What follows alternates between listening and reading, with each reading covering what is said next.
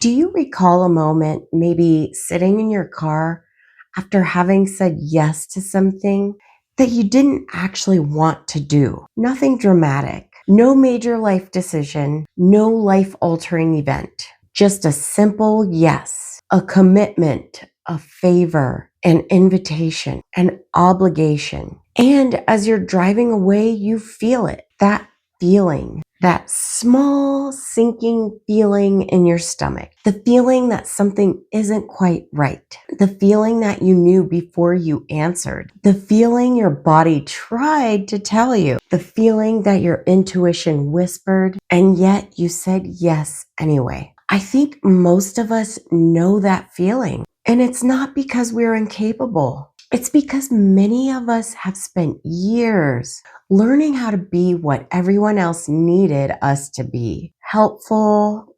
available, reliable, accommodating, understanding, easy to be around. And somewhere along the way, many of us became so skilled at taking care of everyone else that we stopped listening to ourselves. Not all at once, and not in one dramatic moment. One small compromise at a time. One ignored feeling at a time. One dismissed intuition at a time. One yes that should have been a no. And eventually, those moments add up until one day we realize something important. We haven't lost ourselves. We've been leaving ourselves. Welcome to the Primal Priestess channel with Dr. Ava, where intuition, embodiment, and ancient wisdom meet modern life. So if I can present this observation, over the past few weeks, we've explored what it means to come home to yourself. We've talked about reconnecting with your inner world. We've talked about outgrowing old identities. We've talked about the loneliness that often accompanies transformation. And what I've noticed is that many women believe the hardest part is becoming aware. But awareness is only the beginning. The real work begins when life asks you to make different choices, because awareness without action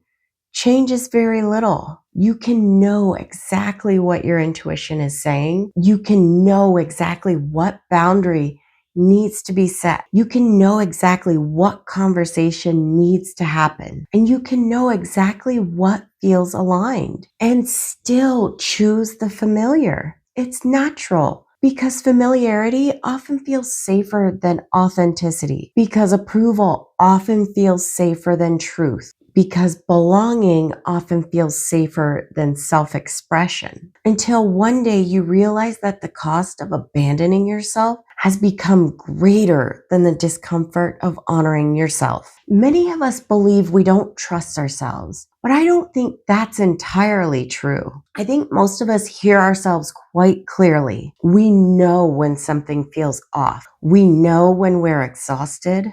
We know when a relationship feels one-sided. We know when we're saying yes from guilt. We know when we're shrinking ourselves. We know when we're abandoning our needs. We know when we're betraying our own truth. The issue isn't usually hearing ourselves. The issue is believing ourselves, trusting ourselves, acting on what we already know. And that can be incredibly difficult, because the moment you begin honoring yourself, other people may become uncomfortable. Expectations may change. Dynamics may shift. People may not understand. You may disappoint someone. And many of us have been conditioned to believe that disappointing others is more dangerous than disappointing ourselves. So if we can reflect on this a moment, I think one of the greatest misunderstandings about freedom is that we believe freedom comes from external circumstances: more money, more time, more opportunities, more flexibility, more options, more control.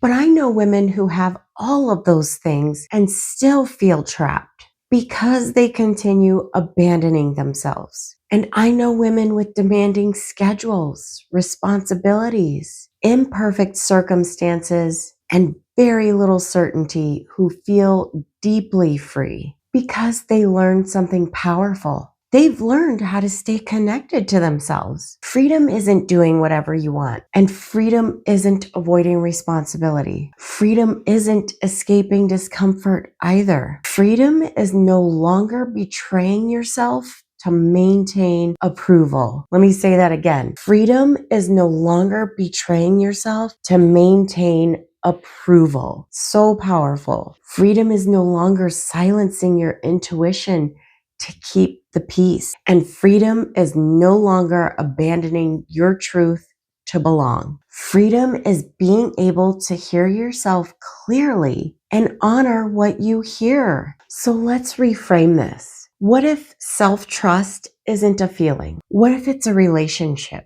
Think about any relationship you've ever trusted. Trust wasn't built through promises. Trust was built through consistency, through reliability, through showing up, through integrity. The relationship you have with yourself is no different. Every time you honor a boundary, trust grows. Every time you listen to your intuition, trust grows. Every time you tell yourself the truth, trust grows. And every time you stop abandoning yourself, trust definitely grows. Self-trust isn't found, it's built moment by moment, choice by choice, day by day. Cancer season has spent the last several weeks asking us to come home, to reconnect, to release, to trust. And now it asks one final question. Can you live from what you've learned? Can you become the home you've been searching for? Whew,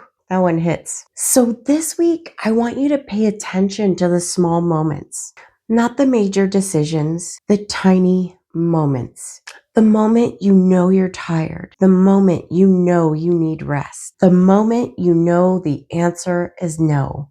That one's important. The moment you know what feels true, the moment your intuition quietly speaks. Pause, listen, and ask yourself, what would it look like to honor myself here? Because the woman you're becoming isn't built through grand gestures. She's built through small acts of self-trust repeated over time. So reflect on this question. What decision would you make today if you fully trusted yourself?